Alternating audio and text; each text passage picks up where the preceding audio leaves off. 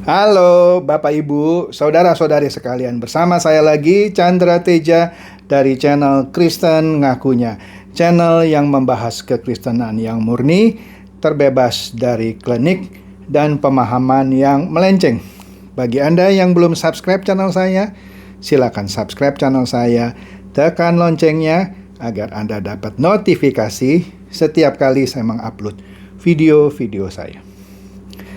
Oke, pada kesempatan kali ini saya akan membahas lagi sebuah topik yang tentunya menarik lagi, yaitu apakah iman Anda sudah benar atau jangan-jangan iman Anda sebenarnya iman fantasi. Loh, apa itu Pak iman fantasi? Makanya dengarkan video saya ini sampai habis, jangan di skip supaya Anda mendapatkan pengertian yang komprehensif. Oke? Saya flashback sekilas ya mengenai apa yang sering saya bahas mengenai percaya, dan kali ini saya tingkatkan lagi, saya ulas juga mengenai iman. Percaya seperti yang sering saya ulas adalah sebuah kata kerja. Anda lihat di kamus bahasa Indonesia atau kamus bahasa Inggris atau kamus apapun, bahkan kamus bahasa Yunaninya, percaya itu adalah sebuah kata kerja. Sedangkan iman adalah sebuah kata benda. Jadi percaya yang benar baru bisa menghasilkan sebuah iman yang benar. Oke, tapi kalau percaya Anda salah, tentunya iman yang Anda punya juga tidak benar, ya. Nah, jadi kalau saya tanya kepada orang-orang, Anda yakin Anda sudah beriman kepada Tuhan Yesus? Oh iya dong Pak, pasti Pak, saya orang Kristen Pak, pasti saya beriman kepada Tuhan Yesus. Oke, apa itu iman? Coba terangkan ke saya. Saya mendapatkan tidak sedikit orang Kristen yang kesulitan menjelaskan atau menerangkan apa yang dia mengerti mengenai iman. Pokoknya saya beriman Pak. Iya, apa itu iman?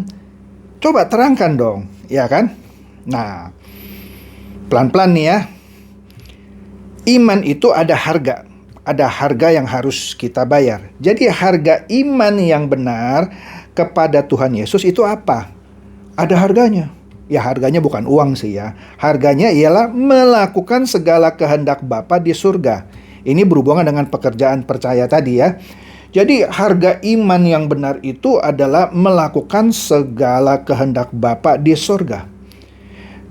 Menyatakan ini bukan berarti mengajarkan bahwa untuk masuk surga itu atau meraih keselamatan itu harus dengan perbuatan baik. Nah, nanti pelan-pelan ya. Jadi melakukan segala kehendak Bapa itu adalah harga dari sebuah iman, ya. Nah, keselamatan itu diberikan kepada kita orang Kristen ini sebagai sebuah anugerah yang kita terima karena iman kita atas karya Yesus di kayu salib, ya. Tuhan itu menyediakan anugerah keselamatan dalam Yesus Kristus.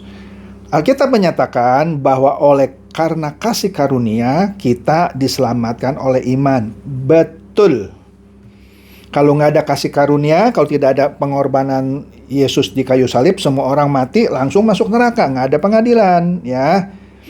Nah, sekali lagi Alkitab menyatakan bahwa oleh karena kasih karunia kita diselamatkan oleh iman. Nah, tapi kita lihat nanti ya, iman yang seperti apa.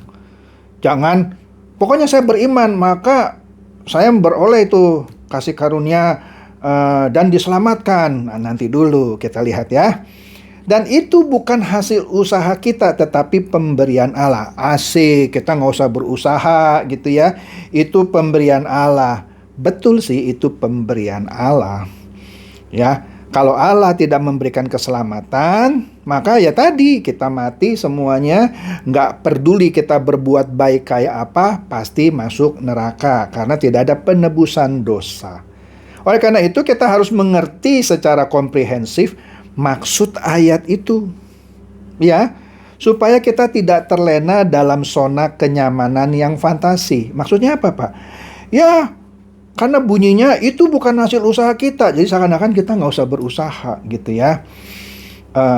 Pemberian itu adalah keselamatan itu adalah pemberian Allah. Iya, kita tidak bisa dengan kekuatan kita itu mengusahakan keselamatan, enggak. Itu memang pemberian Allah. Tetapi bukan berarti diberikan begitu terus Anda pasti selamat. Makanya dengarkan dulu video ini sampai habis supaya Anda tidak terlena dalam zona kenyamanan yang fantasi.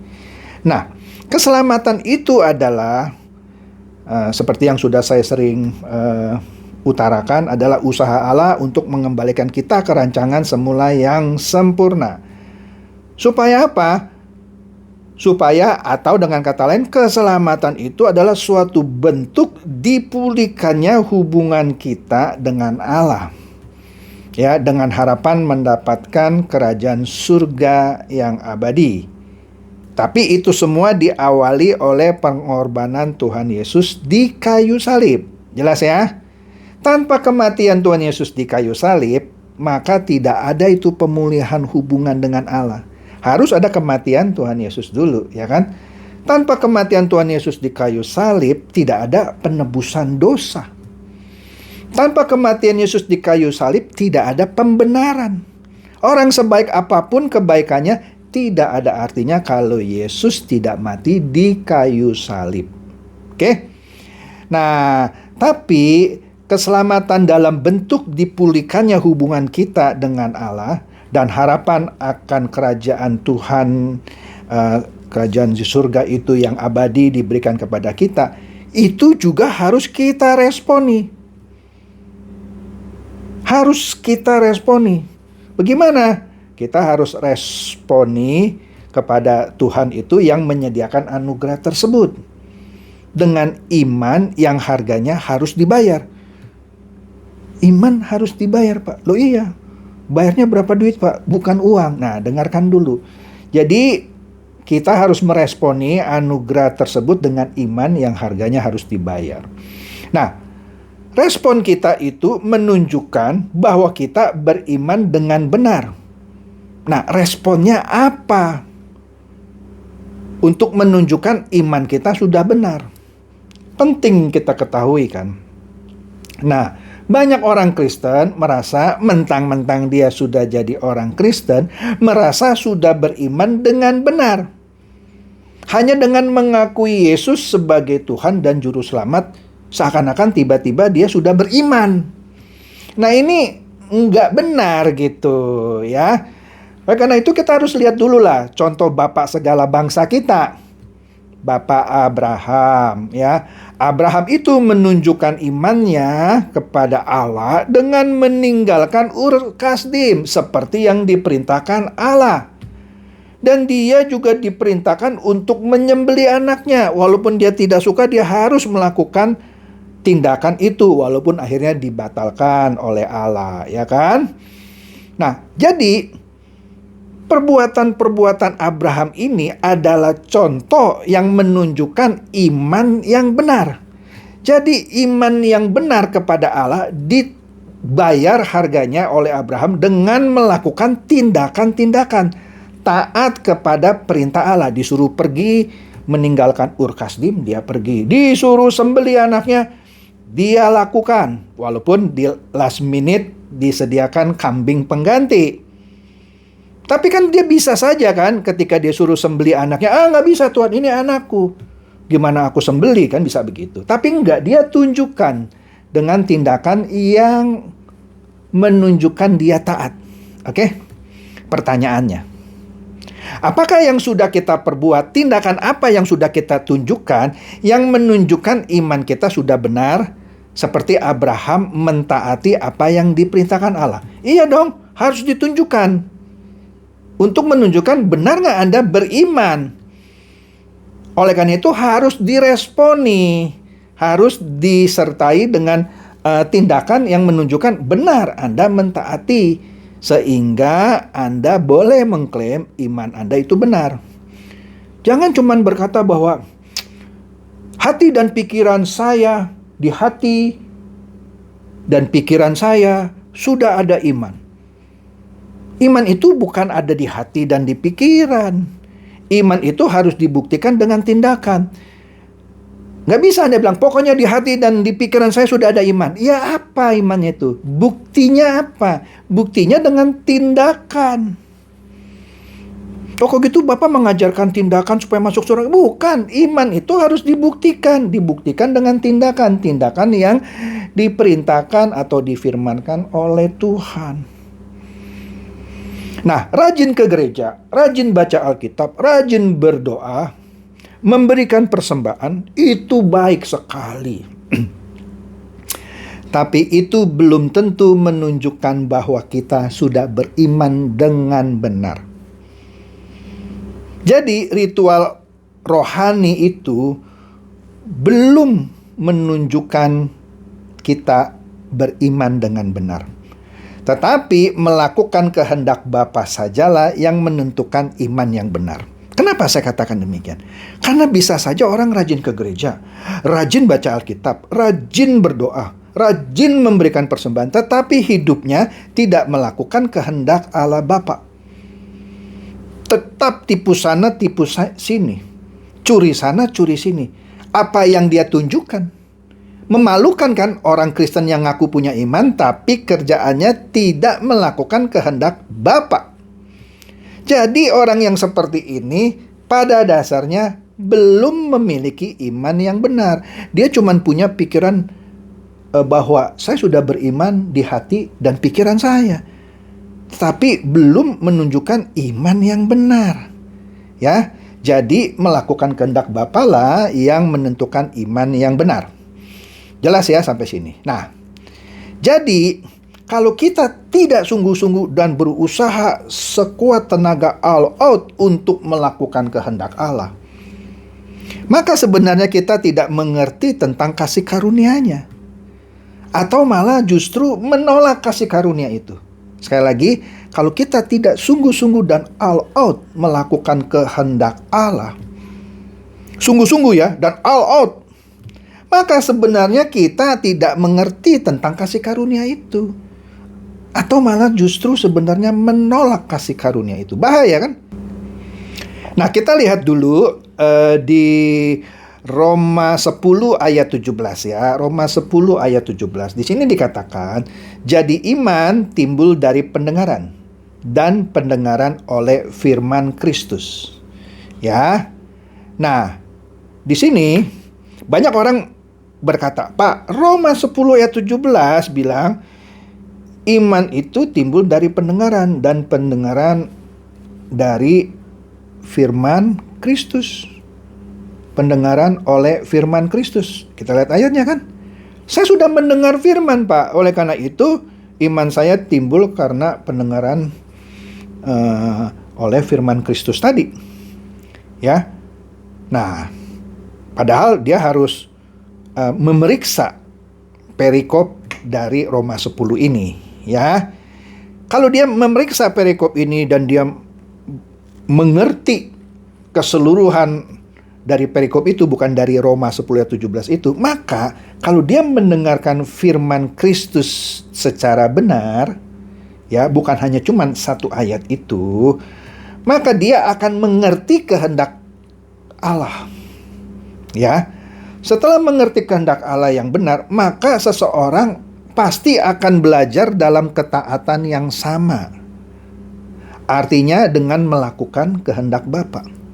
Jadi kalau dia mendengar firman, tapi dia nggak mengerti kehendak Allah, maka sebenarnya firman itu cuma sambil lalu. Tapi kalau dia mendengarkan dengan sungguh-sungguh dan mengerti konteksnya, mengerti kehendak Allah, setelah dia mengerti kehendak Allah, maka orang ini akan belajar dalam ketaatan, ya, yang artinya sama dengan melakukan kehendak Bapa. Jadi respon yang diharapkan bukan hanya dengan hati percaya dan mulut mengaku saja, tapi tanpa tindakan. Yang diharapkan adalah oke, mulut mengaku, hati percaya, tapi tindakan.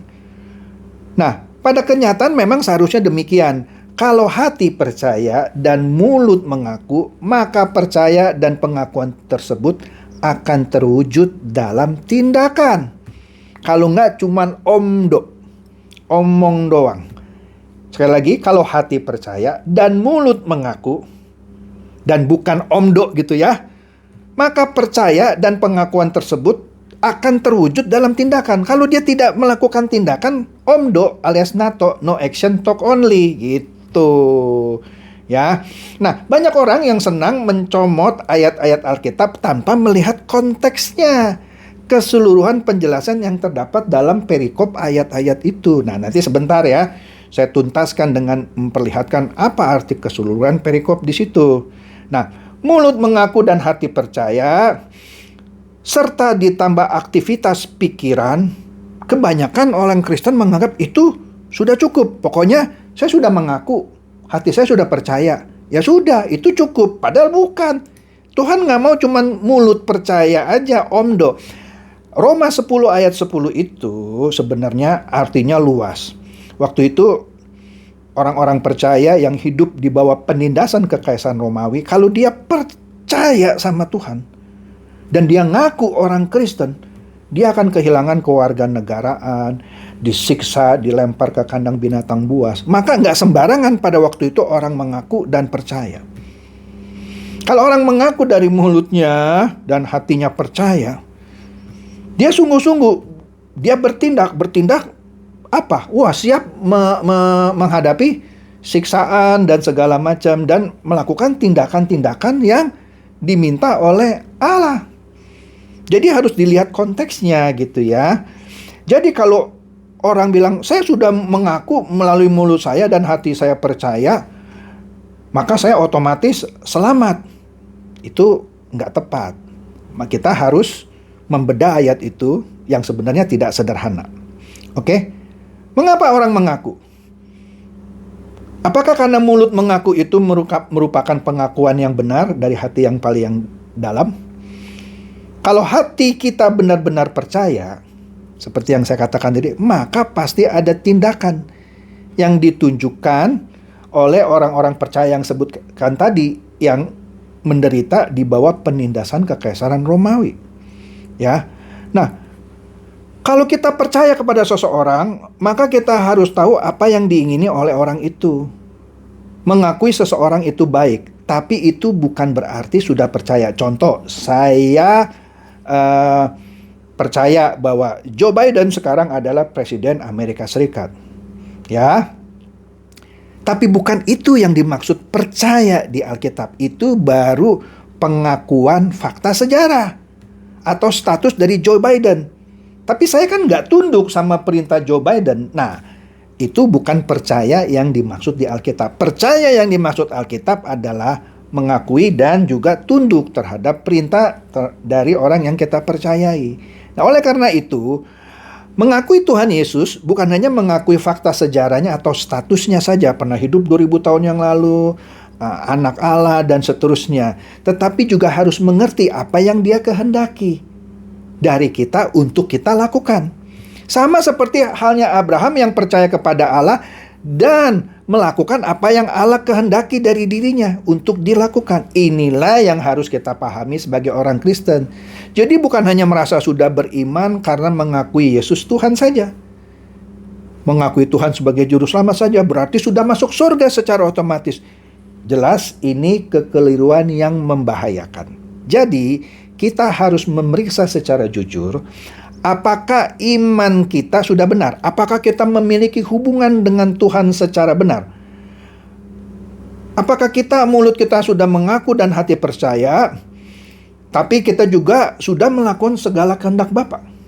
Jangan-jangan cuma ngaku tapi tidak melakukan kehendak Bapa. Nah, jika tidak, cuma ngaku doang tapi tidak melakukan tindakan, maka Anda omdo, no action talk only, nato, ya kan? Maka kalau Anda cuma nato, cuma ngaku tapi tidak ada tindakan, maka iman Anda adalah iman fantasi. Iya, iman fantasi yang dipikirkan seakan-akan sudah beriman tapi ternyata belum beriman. Nah, ternyata tidak sedikit orang Kristen yang nyatanya imannya cuma iman fantasi. Ngaku percaya, ke gereja, puas gitu ya. Nah, mengenai iman timbul dari pendengaran oleh firman Kristus, artinya mendengarkan segala sesuatu, bukan hanya satu ayat. Segala sesuatu yang difirmankan.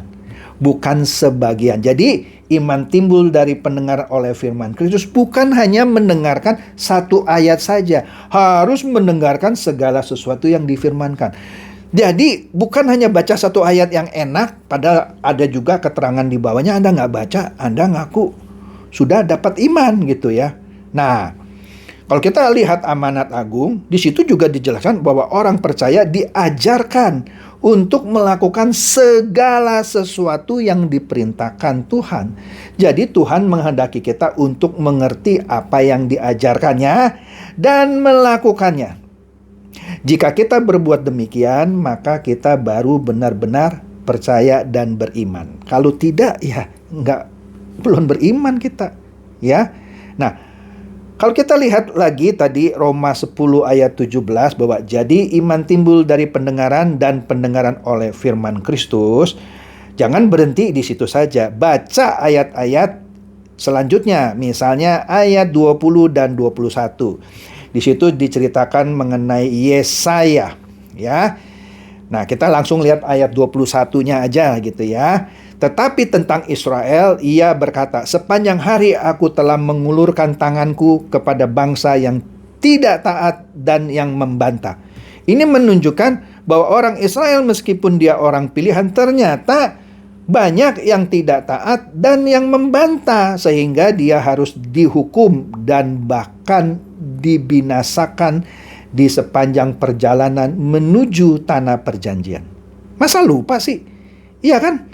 Jadi dengan kata lain, iman yang benar bukan hanya aktivitas pikiran, tetapi dengan tindakan, dengan sikap hidup dan tindakan yang nyata.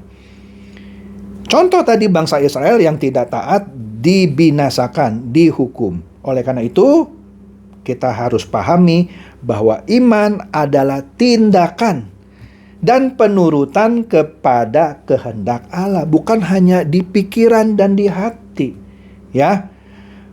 Jadi percaya dalam pikiran dan di hati itu bukan iman yang menyelamatkan, ya.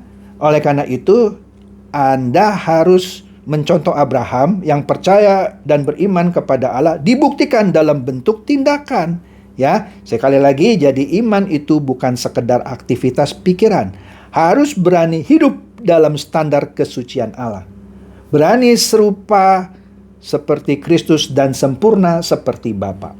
Kalau tidak berani, maka Anda sebenarnya belum percaya. Dan iman Anda masih iman fantasi. Demikian, semoga ini mencerdaskan dan mencerahkan Anda semua. Silakan share video saya ini kepada teman-teman, sahabat atau kerabat, supaya mereka tambah cerdas dan tercerahkan. Seperti biasa, Shalom.